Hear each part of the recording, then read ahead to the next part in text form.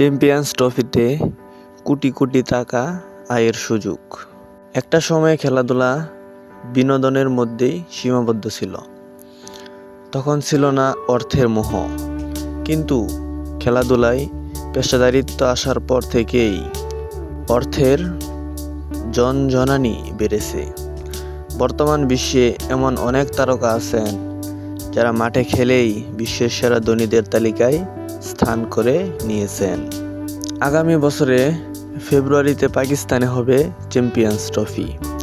বিশ্বকাপের মতো champions trophy যারা জিতবে তারা পাবে কোটি কোটি টাকা।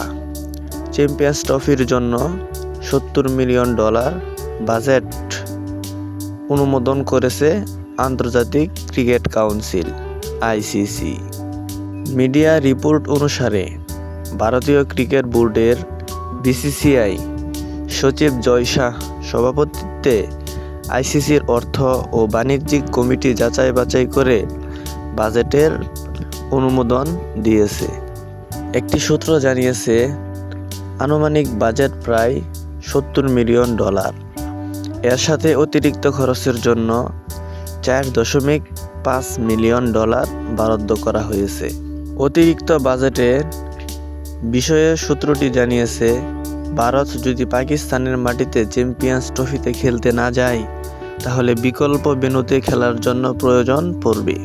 তবে পাকিস্তানের বাইরে ম্যাচ আয়োজন করতে নির্ধারিত অতিরিক্ত $4.5 মিলিয়ন ব্যয়ের জন্য যথেষ্ট নয় বলে সূত্রের দাবি। গত বছর এশিয়া কাপেরও আয়োজক ছিল পাকিস্তান। ভারতীয় দল পাকিস্তান সফরে রাজি না থাকায় হাইব্রিড মডেলে হয়েছিল এশিয়া কাপ।